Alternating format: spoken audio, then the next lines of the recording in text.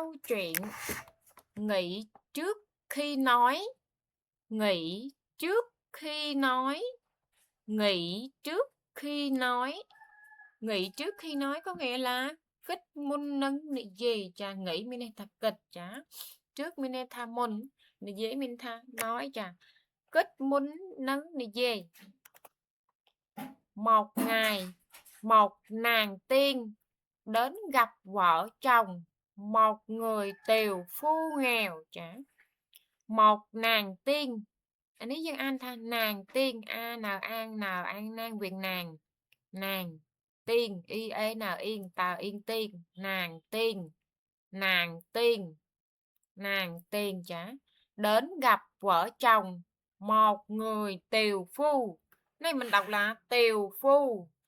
y e u yêu tà yêu tiêu quyền tiều tiều tiều phu nghèo chà, tiều phu nghèo. Một nàng tiên đến gặp vợ chồng một người tiều phu nghèo chả. Tệp thị đà mà nè chả, nàng tiên nó nên tha tệp thị đà chả. Một nàng tiên mình nên tha tệp thị đà mà nè. Ban một chuột ở đây propon mùi cù chả. Gặp vợ chồng chả, một vợ chồng mình nên tha mùi cù chả. Một cặp vợ chồng mình nên tha một cù ở đây bọn một con nữa. Đai chi nè cặp ô cây cỏ chả, người tiều phu nó kia xâm đau tờ lơ nè. Nè cặp ốc vinh chả, Việt Nam cái hai ta tiều phu nghèo nước mình nên tha nè cặp ốc đờ cây cỏ chả. Tép thì đam nè ban một chuột đây propon một cù chả, đai chi nè cặp ốc đờ cây cỏ. Nàng nói chà, nàng nói hai người đã làm việc chăm chỉ trong nhiều năm. Nàng nói hai người đã làm việc chăm chỉ trong nhiều năm. Nàng nói hai người đã làm việc chăm chỉ trong nhiều năm. Anh nói nhưng an tha nàng a ngờ an nào an nan việc nàng chà, dân tầm lệ xâm lệ dân vì tiếp tới chà. Nàng nói chà, nàng nói hai người đã làm việc chăm chỉ trong nhiều năm. Niếng đi dây tha chà, nàng nói mình đi thành niếng đi dây tha. Nè tên pí ban khích khom thơ cá ở rồi dạ bế chỉ tràn năm một hai chà. Khích khom thơ cá ở đây là chăm làm việc chăm chỉ được, rồi chăm chỉ làm việc mình nên tha khích khom thơ cá chà. Ở rồi dạ bế chỉ tràn năm một hai bên này tha trong nhiều năm chà. Niếng đi dây thá nè tên pí ban khích khom thơ cá ở rồi dạ bế chỉ tràn năm một hai. Giờ hãy yêu cầu 3 điều ước. Giờ hãy yêu cầu 3 điều ước. Này mình đọc là điều ước. Điều ước. Điều ước. I e u yêu đà yêu điêu quyền điều. Chà, điều ước. Ư ơ cả ước. Đà ước đứt sắc đứt. Chà, 3 điều ước. Ta sẽ đáp ứng chúng. Ta sẽ đáp ứng chúng. Giờ hãy yêu cầu 3 điều ước. Ta sẽ đáp ứng chúng. Chà. Giờ hãy yêu cầu 3 điều ước. Ta sẽ đáp ứng chúng. Bên đây tha ai lâu nè chà, giờ bên đây thả lâu nè nè cho xong bầm non chà, xong bầm non bật na chấm nuôn bay. Hái nhóm nâng bầm bánh oi chà, bầm bánh oi quạt nâng chà. Cho nè xong bầm non bật na chấm nuôn từng bay bên đây tha yêu cầu nè là yêu cầu nè cha sống nè. Yêu cầu xong chà, bầm non bật na bên đây tha điều ước chà, điều ước bầm non bật na từng bay bên đây tha 3 chà, 3 điều ước. Hai nhóm nâng bầm bánh oi, ta sẽ đáp ứng cho bên đây ta nhóm nâng bầm bánh oi. Hai vợ chồng bắt đầu suy nghĩ về điều họ muốn. Hai vợ chồng bắt đầu suy nghĩ về điều họ muốn. Hai vợ chồng bắt đầu suy nghĩ về điều họ muốn. Hai vợ chồng bắt đầu suy nghĩ về điều họ muốn. Bên đây tha bên đây một con từng pi ní có chập đàm chà, chập đàm kết âm pi với đai bộ kế trong bàn chà. Đây một con là hai vợ chồng bắt đầu là chập đàm chà, kết đứng bên đây tha suy nghĩ chà. អំពីដែលពួកគេចង់បានមានន័យថាđiều họ muốn ចាអ្វីៗដែលគាត់ចង់បានហ្នឹងចាអំពីដែលពួកគេចង់បានចាប្តីប្រពន្ធទាំងពីរចាប់ផ្ដើមគិតអំពីអ្វីដែលពួកគេចង់បាន người vợ nói chúng ta hãy yêu cầu thật nhiều tiền chà người vợ nói chúng ta hãy yêu cầu thật nhiều tiền người vợ nói chúng ta hãy yêu cầu cái này mình đọc là yêu cầu i e u yêu yêu yêu chà yêu yếu chà chà yêu cầu ớ au cờ au câu quyền cầu cầu ớ u âu cờ au câu quyền cầu cờ au câu quyền cầu là yêu cầu thật nhiều tiền chà người vợ nói chúng ta hãy yêu cầu thật nhiều tiền người vợ nói chúng ta hãy yêu cầu thật nhiều tiền ប្រពន្ធបាននិយាយថា người vợ nói មានន័យថាប្រពន្ធបាននិយាយថាយើងសុំលុយឲ្យបានច្រើនចាសុំនេះមានន័យថា yêu cầu ចា thật nhiều tiền មានន័យថាលុយបានច្រើនចាប្រពន្ធបាននិយាយថាយើងសុំលុយឲ្យបានច្រើន người tiểu phu nói không bọn thổ phỉ sẽ giết chết chúng ta vì tiền chà người tiểu phu nói chà người tiểu phu nói người tiểu phu nói không bọn thổ phỉ anh ấy anh thật bọn thổ phỉ o nào on bờ on bon nặng bọn chà o nào on bờ on bon nặng bọn chà o nào on bờ on bon nặng bọn bọn bọn chà thổ nên anh thật thổ thảo ô thô hỏi thổ thổ thổ chà thổ phào y phi hỏi phỉ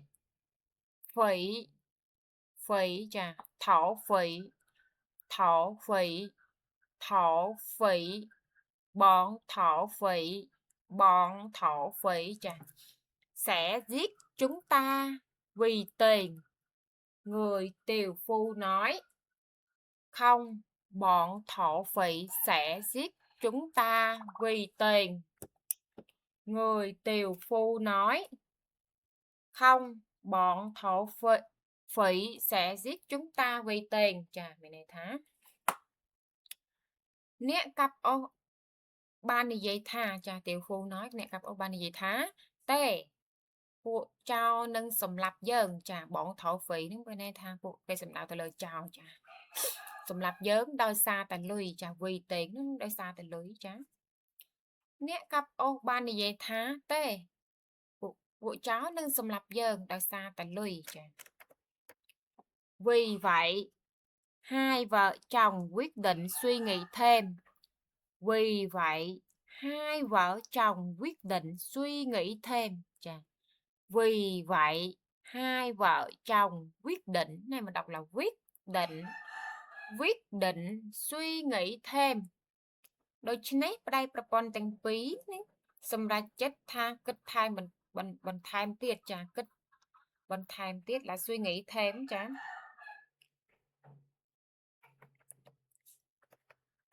đêm hôm đó họ ngồi bên bếp lò và suy nghĩ đêm hôm đó họ ngồi bên bếp lò và suy nghĩ đêm hôm đó này mà đọc là đêm em đào em đêm đêm em đào em đêm đêm hôm đó họ ngồi bên bếp lò này mình đọc là bếp lò chà bếp lò và suy nghĩ dạ dục nu chà dục nu là đêm hôm đó bộ kế ăn quy bay chầm cran là bên bếp chà bên bếp bếp lò bếp anh ấy kia pra pi chà bếp lò mình thay chầm cran đôi kia chà hai kết ông pí bầm non protna chà suy nghĩ mình thật kinh chà dục nu bộ kế ăn quy bay chầm cran hai kết ông pí bầm non protna chà người vợ nói tôi ước chúng ta có gà để ăn người vợ nói tôi ước chúng ta có gà để ăn Người vợ nói, tôi ước chúng ta có gà để ăn. Chà, bên này thá.ប្រពន្ធបាននិយាយថាប្រពន្ធហ្នឹងមើលngười vợ ចានិយាយថាខ្ញុំប្រាថ្នាឲ្យយើងមានមាន់ចា tôi ước chúng ta có gà ចាមានមាន់là có gà សម្រាប់បរិភោគlà để ăn ចាបរិភោគប្រពន្ធបាននិយាយថាខ្ញុំប្រាថ្នាឲ្យមានមាន់សម្រាប់បរិភោគចា ngay lập tức ngay lập tức ចាai ngờ ai ngay ចាớp ấp là ấp lấp nặng lập cả ức tờ ức tức sắc tức ngay lập tức chà ngay lập tức một con gà xuất hiện trên chiếc đĩa chà nếu mình đọc là chiếc đĩa y tờ y e cờ ít chờ ít chiếc sắc chiếc chà chiếc cái này mình đọc là đĩa y a y đờ y đi ngã đĩa y a y đờ y đi ngã đĩa chà chiếc đĩa trên chiếc đĩa bên cạnh họ chà ngay lập tức một con gà xuất hiện trên chiếc đĩa bên cạnh họ chà phim nút bên đây thằng ngay lập tức chà miên mùi các bạn mòn mùi các ban bằng hàng luôn chà xuất hiện bên đây thang bằng hàng luôn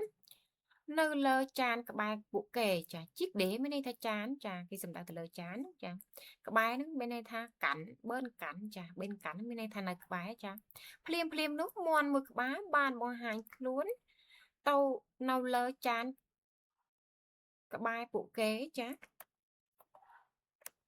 người tiều phu tức giận mắng người tiều phu tức giận nào ân giờ ân dân nặng giận ta lẹ chấm đến cho hết chà nào ân giờ ân dân nặng giận chà đúng không coi dân ai ăn chi nào ân giờ ân dân nặng giận chà dân sau sừng lấy với tranh được kia không tay ca sờ xe nó biết không kia chà dân ăn thay giận các ban đài giận giờ ân dân nặng giận mắng chà mắng anh ấy dân ăn tham mắng ngờ án mờ ăn măng sắc mắng chà giận mắng cô đã lãng phí một điều ước cô đã lãng phí một điều ước chà người tiều phu tức giận mắng cô đã lãng phí một điều ước người tiều phu tức giận mắng cô đã lãng phí một điều ước chà mình này thá nè cặp ô khăn đấy mình thật giận chà hỏi sẽ đây bên tô thà mắng mình này thật sẽ đây bên tô ơi quạt chá khăn mình này thật giận chà mắng mình này thật sẽ đây bên tô chà nè ban check chí bầm non pratna mùi hơi chà check chí là lãng phí một điều ước bên đây tha bầm non pratna mùi chà nè cặp ô khăn hai sẽ đây bên tô thà nè ban check chí bầm non pratna mùi hơi chà giờ thì hãy dính luôn con gà vào mũi cô đi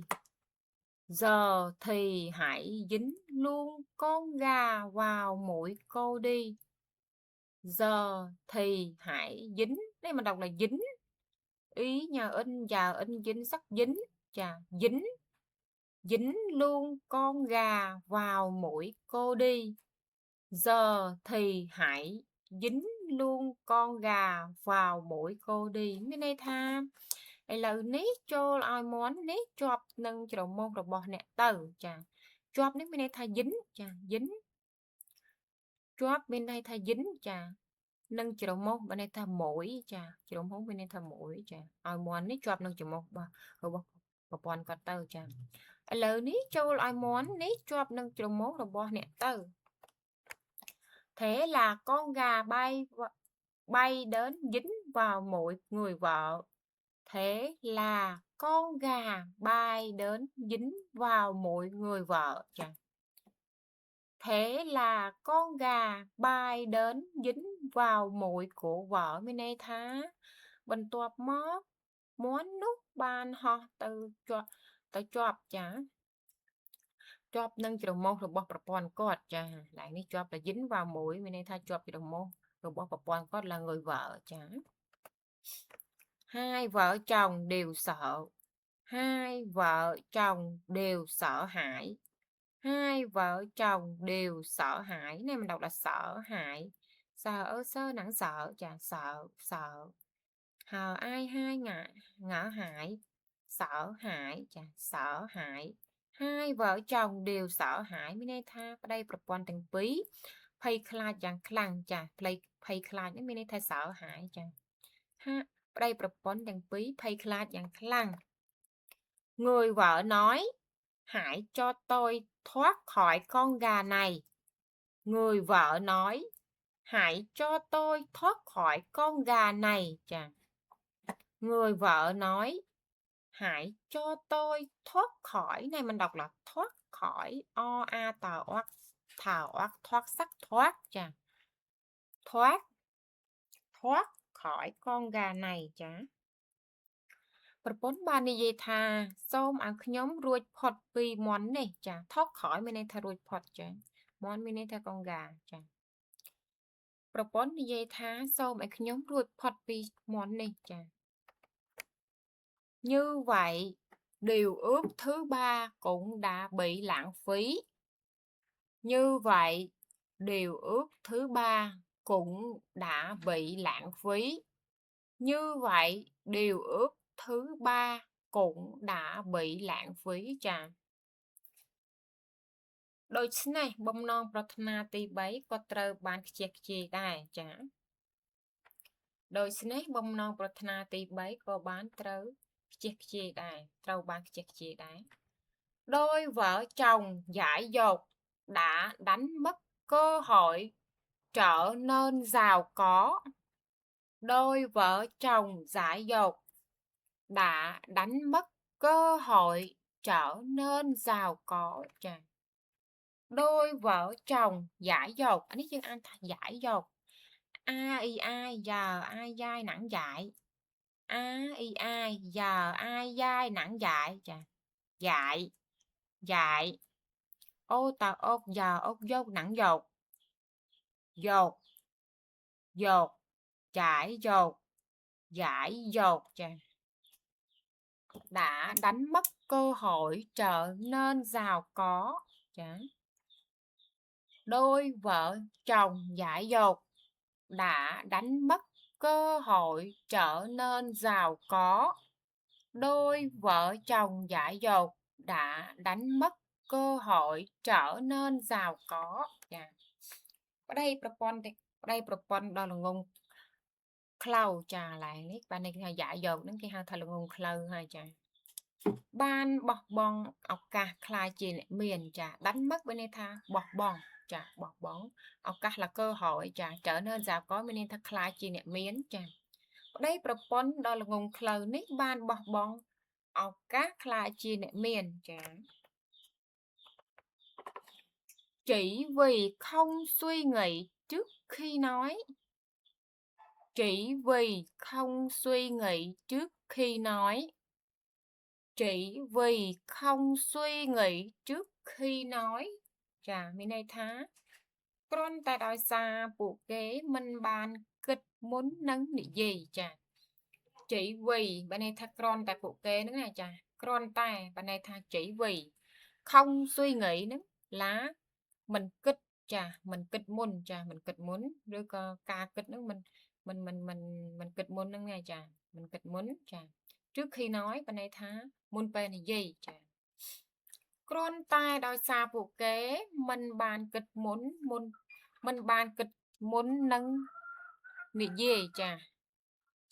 con tai đòi xa phụ kế mình bàn kịch muốn nâng nị gì chà muốn bên này gì nữa chà Chà đường đi chọc ấy chà xong học cứng.